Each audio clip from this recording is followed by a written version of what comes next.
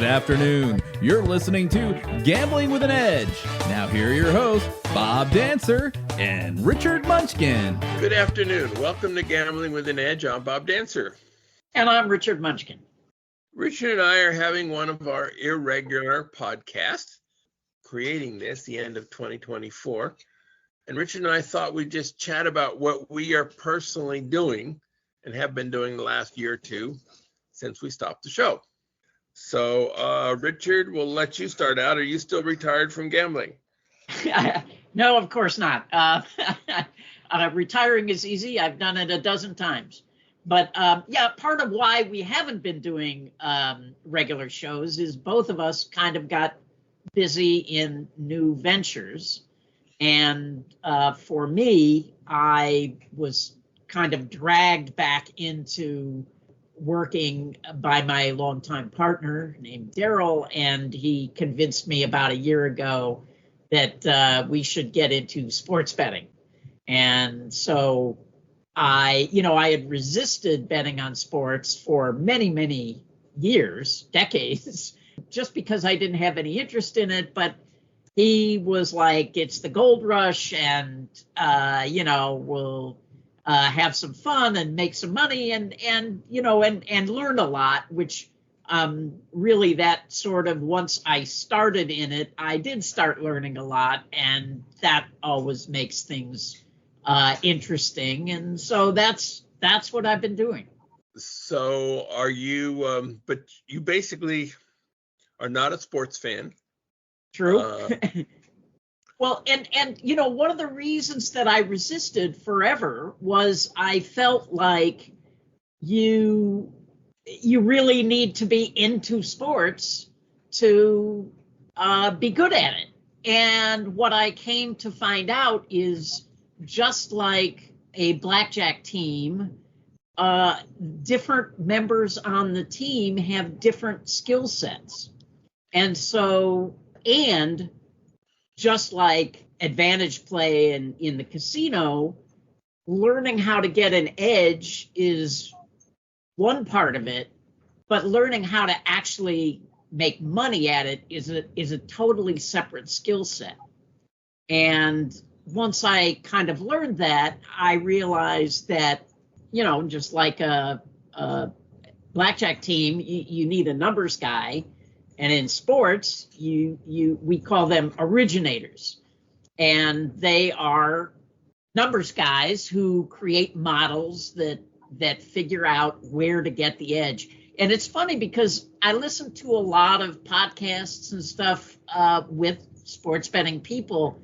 And I remember very early on, I heard a guy say, getting an edge is easy. Making money is the hard part. And in the very beginning, I was like, well, if it's so easy, tell me, right? Where's the edge?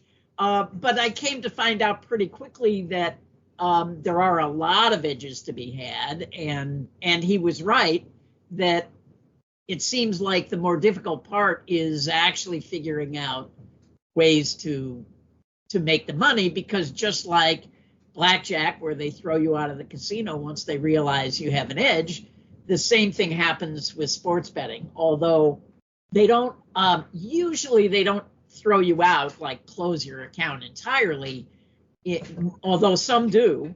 One place wouldn't even open an account for me at all, but they limit you.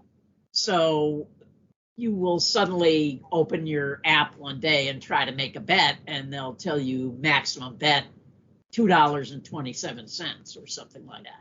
I mean, literally, ridiculously small amount. And so even with a 10% bet, 10% edge. Yeah. Not too interested.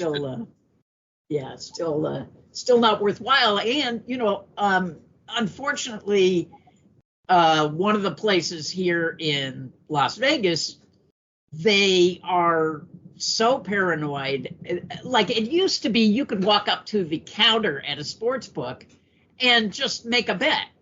And now some of the places are so paranoid about it that you have to show them a player's card to make any kind of bet over $100 or $200 or something. And once I show them the player's card, suddenly I'm restricted as to what I can bet, even over the counter.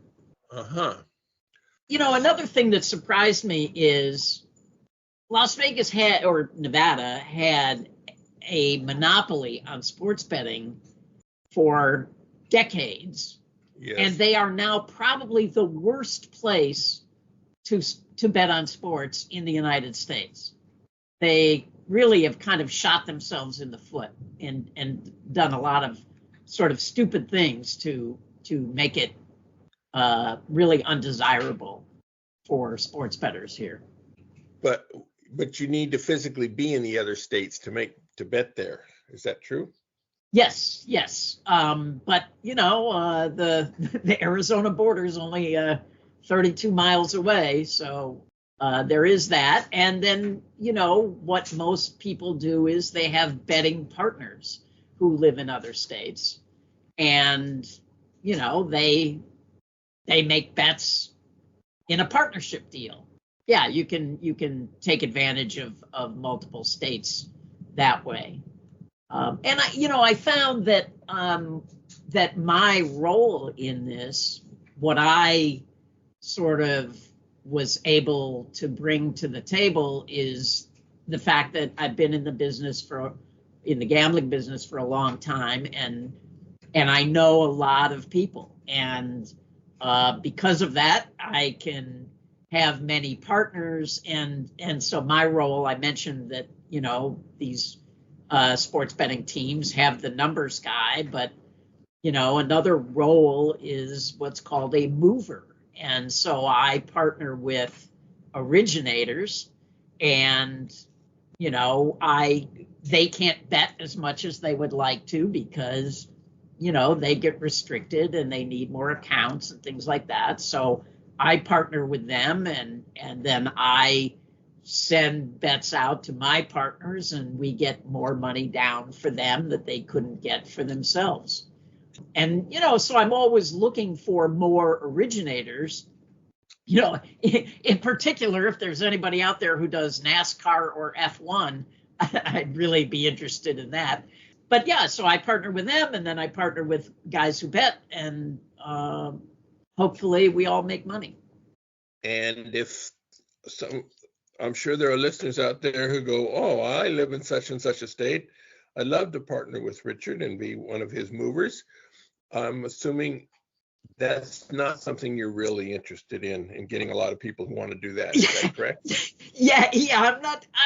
I'm really not too interested in sort of partnering with total strangers, because obviously, there's a lot of room for shenanigans, when you're dealing with a cash business. And one example, that's happened already is I was working with somebody, and there are certain sports books that are very sharp, okay?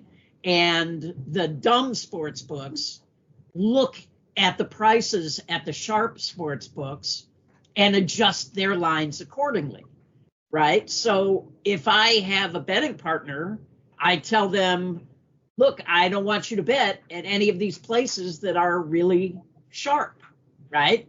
Because it'll move the line. So don't bet at those places. The other agreement that I have with betting partners is you can't, depending on the bankroll they have or whatever, like we split 50-50 what you bet at most, right? But if you want less, that's okay too, but not more than 50-50. So if you come back and say, I got down 5,000 and we're each getting 2,500, that's fine.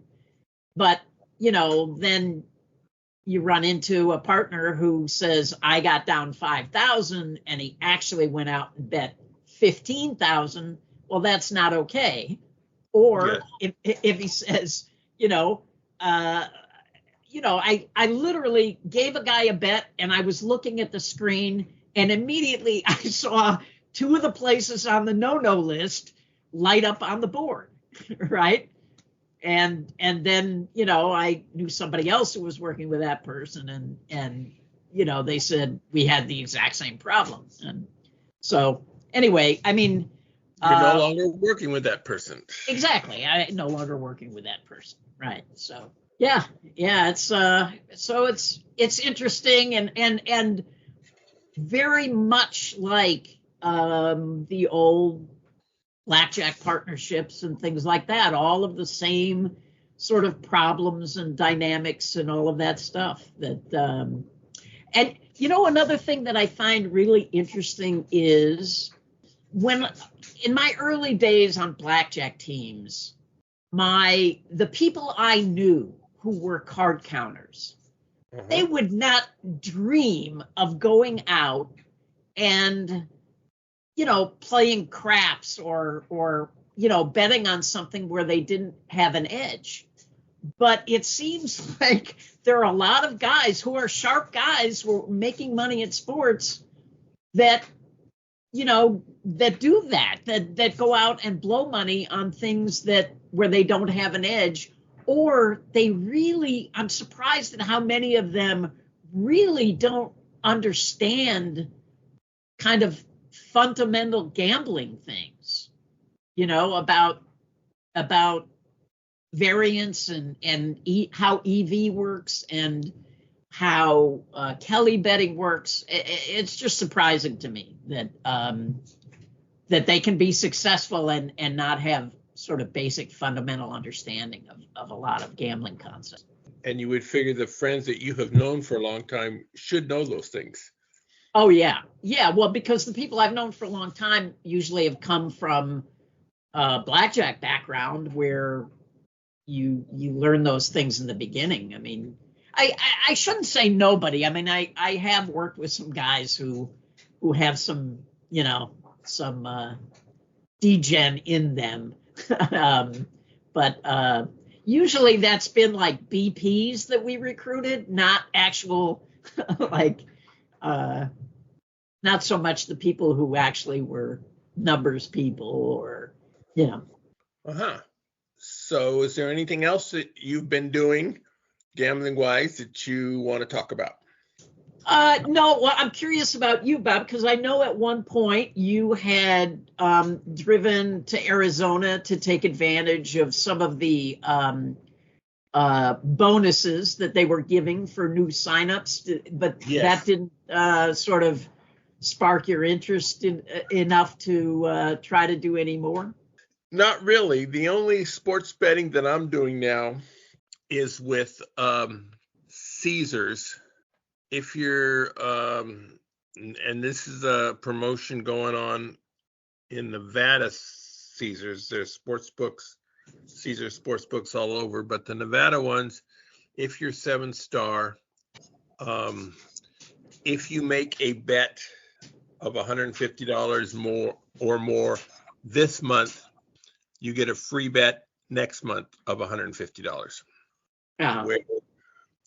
Which is small change, and yes, I take advantage of that if I'm playing in Caesars.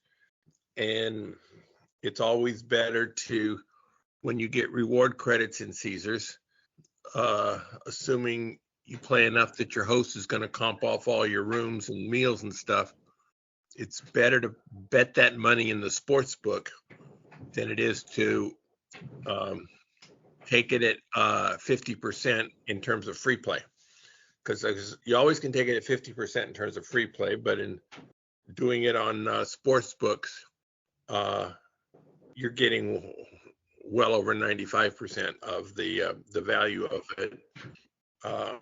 So this bet, when you bet it, so let's say you were to bet it on an even money game, the 150, if it wins, they're paying you 300, or they're taking the 150 away? They're taking the 150 away. So on the free bet, we're always betting dogs. Super long shots. Right. Yeah. Yeah. And on the original bets that I'm decided at looking for approximately minus 200 is the best solution to how much to bet or which ones to go. Well, on the initial bet, is this a free bet a loss rebate, or even if you win your bet, you're going to get that free bet? Even if you win, it's not a loss rebate at all. It's you just make a bet, and as long as you make that bet or more, you get the 150 free bet the next month. Okay, so the initial bet, then really all you should care about is the bet with the lowest EV, lowest house edge. Doesn't really matter Agreed. what the odds are. Agreed, but given that it's $150, and Yeah, right. and so I'm not spending a lot of time on evaluating exactly where to get that money down. So I'm just using the rule of thumb: look for minus 200, make the original bet, and then pick a long shot for the for the free bet. Free bet. And it's and you're betting with reward credits, so it's one of the problems I had is, like, if you're only betting with rewards credits, your account has to go up because you can't lose because you're not putting any money in. It's just reward credits, and sometimes you win the bets. So the money's going to go up, and so the withdrawing of the money is I don't want to go and like this year I withdrew at the end of the year, and it was like $4,000, and it was a little bit of a hassle, and not a lot, but so I'll probably withdraw smaller amounts more times during the year. Right.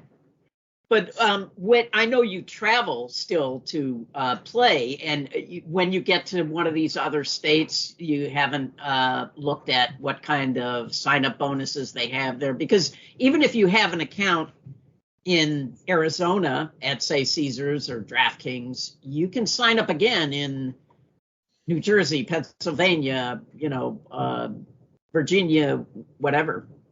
So I haven't. And it's on my list, but I haven't, and I don't really want to talk about on the air exactly which states I go to, but sure, yeah, but yeah. So anyway, that's what I'm doing sports betting wise, which is not much. Now you have transitioned a lot into playing slots, and how is that different than what you were doing before? Okay. From when I came to Vegas in '94, from there to well past 2020, 90+% of my gambling income came from video poker. Much of it as a player, some of it as royalties from things I've written. And there was some occasional consulting, which people got upset about and nervous about. It never amounted to very much, but it was definitely enough to get people mad at me about. I did invest with Michael Shackelford for 4 separate years on Super Bowl prop bets. And 3 out of the 4 years, there was a safety. And we bet the no safety, just like a bridge jumper. And so on the whole, there was, I think there was a period of 4 years and 7 where there was a safety, but otherwise there was like 4 out of the last 28 years or something, there's been the safety. So they just happened to be, all the safeties came when I was betting the no safety. So overall, that was not a satisfactory relationship financially, but I have forgiven Michael for that. My opinion on slots during most of my career in Vegas is that they were mostly for entertainment, and a drunk monkey could succeed as well as an Albert Einstein at this. At the same time, I did have some evidence that there was more to it than that. About 30 years ago, there was a game called piggy banking that became popular, and I played it some. This was the first slot machine I knew about with a feature today we call persistence. Although the word persistence for this type of slot machine is just a word I've heard fairly recently. We certainly did not hear them back in the 90s. Persistence games are when the game retains its value from spin to spin until something happens. And so you can glance at a machine and evaluate the positivity of that machine just by looking at some feature of it. In piggy banking, there was a bank with a number in it. And when that number got high enough, you could go and bet one coin and the bank would spill pretty soon. And so you'd be betting one coin and you might get 30 back. And it might take you 3 or 4 spins to do that. And so people went looking for piggy banking. So I did this. This is the only persistence game I knew about in the 90s. There were a couple others. And so these were one-off machines. It never was a big part of what I did. In the early 2000s sometime, there was a player named Steve Goldberg, who has since passed on.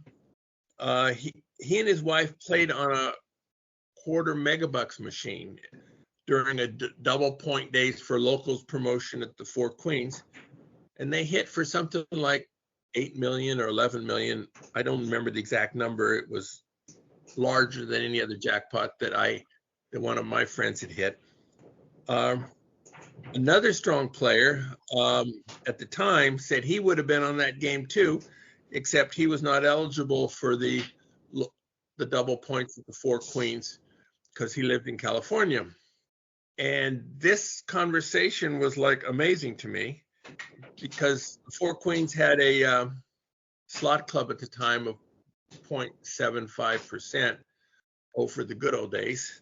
But they were able to figure out the value of that megabucks machine within that much, so that single points was not enough and double points was enough. And I don't know how they did it. Possibly they had par sheets. I don't know. A par sheet is produced by a slot manufacturer. It's for the knowledge of the slot director and the slot department to put out games that they want. It's not intended for players. Possibly, some players have them. It certainly makes your gambling decisions a lot easier if you know what the basic game is worth. But I had no idea how they calculated that. Invited Steve on the show several times. He always gracefully declined, and now, of course, he's gone, so I can't ask him anymore. We had an Australian player on this show a few times, Peter Liston, who wrote a book about chasing slot progressives, primarily in Australia, but also throughout the world. I wanted no part of this. He described a system of he'd have a tag team, and they would get on a machine and plan to play it for 3 months until it hit. And at the end of the 3 months, they would share all the money. And this to me sounded as exciting as a root canal. I wanted no part of it. Well, Peter Liston was also playing a lot of must-hit buys. Yes, he was. He was playing must-hit buys, and I'll talk about that in a bit. But and perhaps maybe 2010, a strong player that I knew from video poker, and he also has had success at the World Series of Poker and World Poker Tour, and has some bling and has some nice finishes. And he was basically known as a nit. And we were playing at some kind of video poker event at the Palms, back when the Palms had good video poker. And he asked the slot director to put in a particular slot machine. He said, if you put in that machine, I'll play it. And I don't know what the machine was. And I was rather dumbfounded. I did not know that any particular slot machine would be worth somebody like us playing. And, slot director says, it's not video poker, it's slots. And the guy said, yeah, I know, I will play it. And so later I asked him, I said, is this a progressive or something? Why would you want to play a slot machine? And his answer was, well, it's not exactly progressive, sort of, and I don't want to talk about it. So I get a lot of those kind of answers when I ask questions about slots. And now people ask me about slots, and I kind of give them a similar answer. I did hear, I was in a gambling group with other strong gamblers. And one time, Frank Nealon, who was the original co-host of this show and had written a book about progressive video poker, he gave us a lecture on must-hit buys, and gave us the formula for figuring it out and the exceptions, and those are still out there. There's a lot of must-hit buys on the casino floor, and many people know how to play them. It's the same, and generally so they're out there. They're not, if it's supposed to hit by 500, and you know that if it's at least 495, it has to be a good play. But of course, somebody else is on it at 490 or 400 or something. They get it on at 400 and they keep playing until it's over, and they hit it, but they lost a whole lot along the way. So must-hit buys are not part of my arsenal. If I see one when I go by, I'll play it, but that doesn't happen very often. I'm wondering, are you working harder than you were before, or more hours than you were before? The other thing that I've noticed is all the people I know who got into playing slot machines lost weight just because they end up doing so much walking. Yes. And I, as you know, Richard, I lost quite a bit of weight. Yeah. And a lot of that was from walking around on slots. And then I would also exercise, and ended up needing a hip replacement, probably because I exercised too hard on an old body, and needed a shoulder surgery. And so with those, I kind of stopped going to the gym and gained about half the weight back. But yes, doing slots in Vegas and elsewhere is a lot of steps, a lot of walking. There is, I got there, I tried to, I knew some slot players, and I was interested in, buying information from them or bartering, or is there anyhow I can get some information? And mostly it was no dice. Nobody wanted to, and especially not to somebody who might publish stuff. Eventually, somebody was interested in helping me, and so I learned a few games, just enough to be expensive. So there's, I don't know, 300. Just enough to be expensive. Yeah, there's like 300 games out there that are beatable now, and so I knew 4 of them, and so each casino would have a couple. And yeah, what do you mean to be expensive? Well, it's a lot of, at the time, I couldn't find any that were all the way to the numbers that were recommended by my friend. So I'd play it a little bit slight of that. And of course, I didn't do real well. And on a couple, his numbers were not good. So to start with, I didn't win.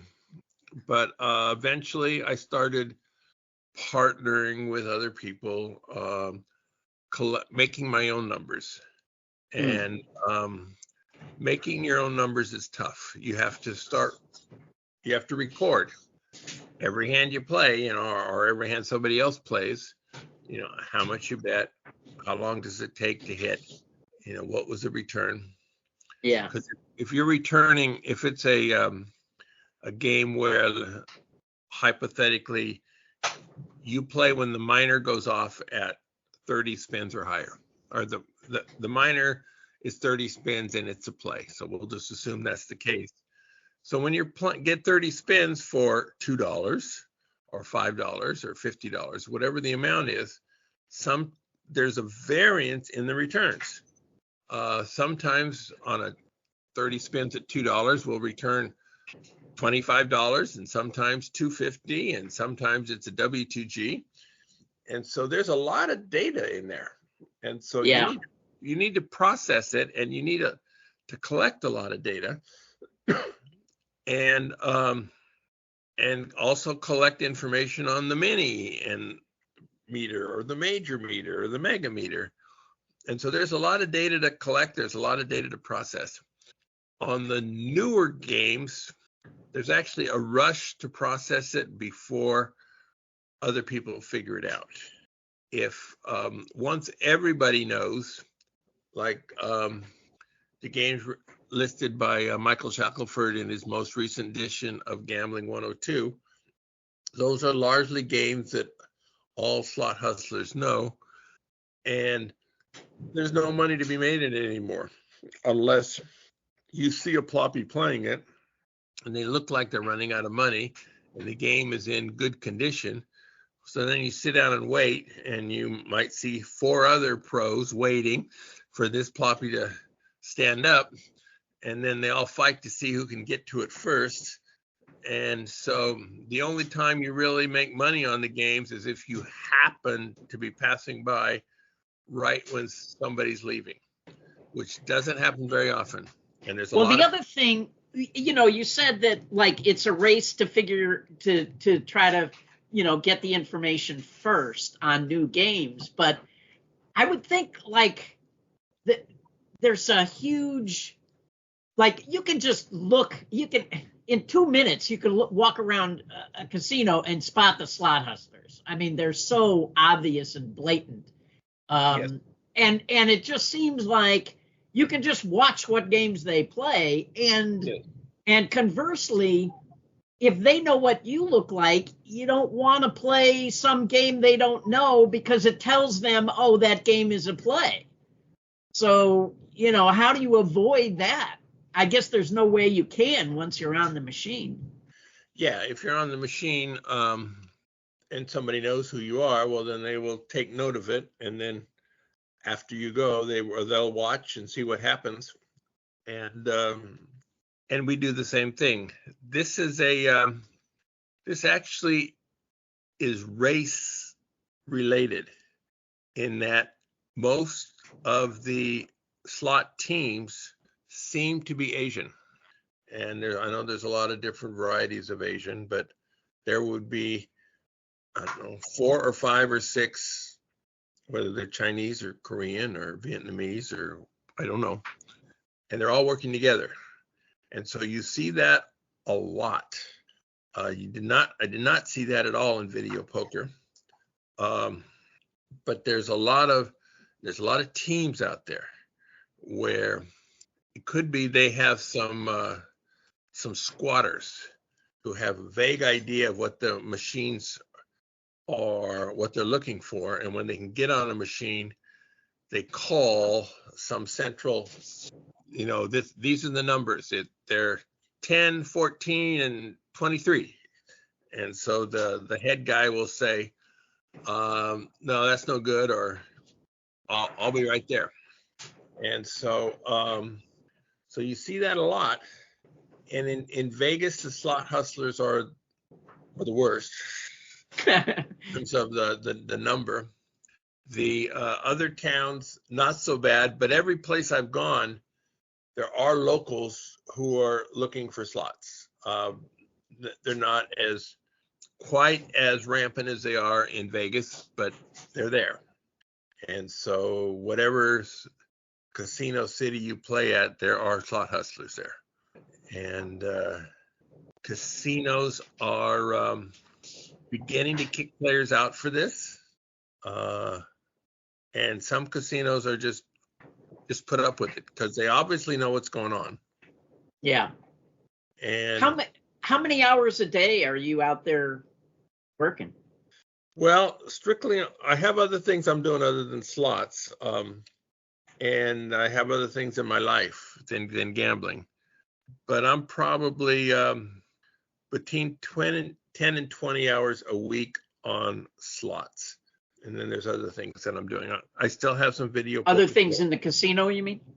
Yeah, I still have some video poker plays out of town. And so we travel. Still have, but I have a circuit in slots, and I'm doing it. A lot of, if you want to walk one end of the strip to the other, and circle each casino twice, it'll take you a while. I can't imagine that you're doing that. I mean, that would probably take you more than 24 hours, I would think. Well, yeah. And you can do one side of the strip on Monday and the other side on Tuesday. And so there's people who do that. And I'm restricted at several Vegas casinos due to video poker success. And so I can still play slots without a card. There is, but I'm also recognizable in casinos. So there's people in the slot department who know who I am, whether it's facial recognition or they remember when they used to work at another casino where I was a video poker. And so they tell their bosses, this guy's supposed to be playing here. So there is still some of that. The only actually casino I've been 86 from slots at in Vegas is the El Cortez, where it's as easy to get kicked out of slots there as it is to get kicked out in blackjack. Yeah. Which means if you can count to 21 without using your fingers, you can pretty well get kicked out of the El Cortez. So, so basically that's what I'm doing gambling wise. It is there's persistent slots and still video poker, and then a minor sports betting. Sounds like you're. You must be enjoying it, or you wouldn't be working that hard, I would guess.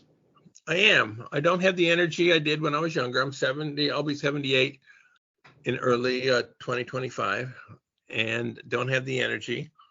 And some medication I'm taking makes me drowsy, so I'm taking the medication for stuff that the older you get, the more medication you need to take. So I do lead a healthy lifestyle, but I'm still don't have the energy that I did even 10 years ago.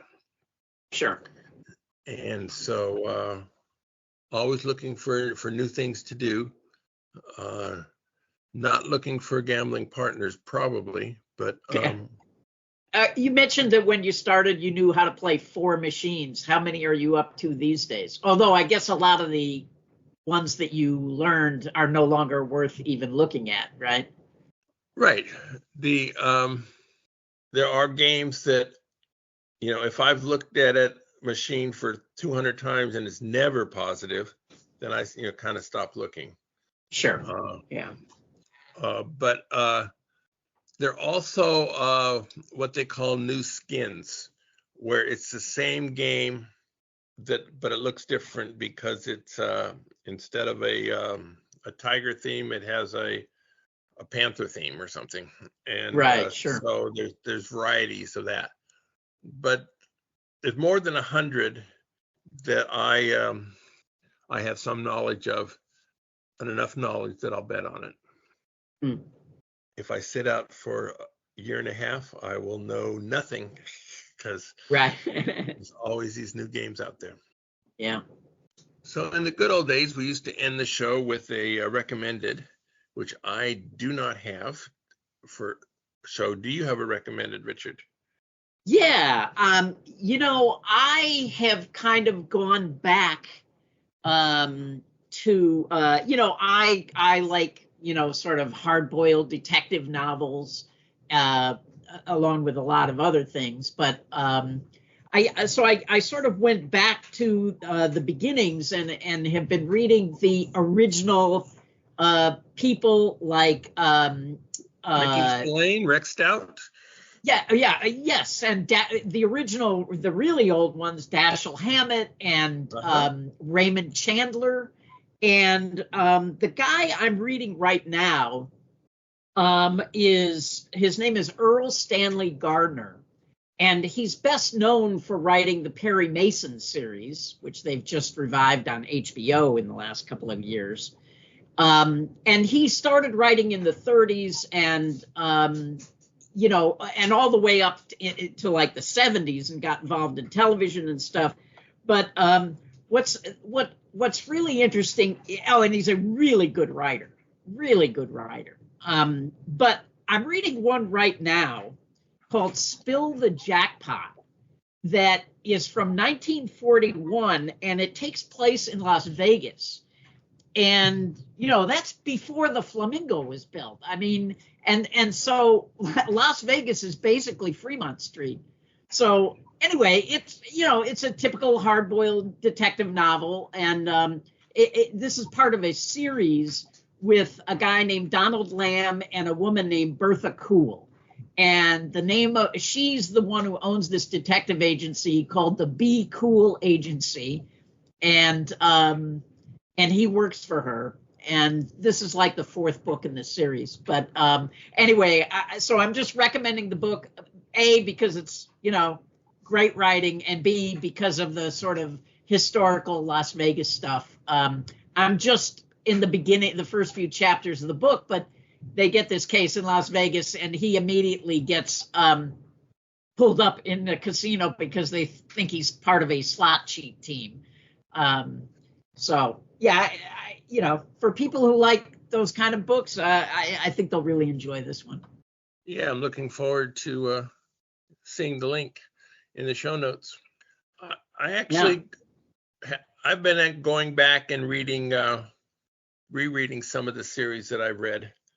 I reread all the David Baldacci series recently. I reread all the Daniel Silva, who are both authors I like. Right now I'm reading Ken Follett. Yeah. And it's been a while since I read it, and I'm enjoying it again. Even I kind of know how it turns out. I've forgotten some of it. Yeah. But it's absorbing. And I can listen to it on headsets while I'm playing slots. If I have to evaluate a machine carefully, I'll pause the tape. But once I'm onto the game where I just have to keep hitting until I hit the major or whatever it is, then I can be listening to the story, and it's a more pleasant way to spend it than just hitting the button with nothing else going on. Right. It looks better than reading a book while you're pushing the button. Yeah. So I'm assuming some of the books you're reading are not on tape, or are they? Or no, I'm reading them. I'm actually reading them. I remember how to do that, but don't do that as much anymore. But there's some it's funny. My brother for my birthday sent me a collection of. There's a writer. His last name is Pine, and he wrote a series of detective novels set in Chicago. And but it's one of those 6 books in one, so it weighs about 4 pounds. And I just can't bring myself to read it because, a lot of times I'm laying down in bed holding the book above me, except I use a Kindle, which is very light. So I really like to be reading these books that he sent me, but I just can't bring myself to do it. Yeah. Very good. All right. Good talking to you again. You too. We'll have to do this more often in 2025. All right. So everybody go out and hit lots of royal flushes. Good night.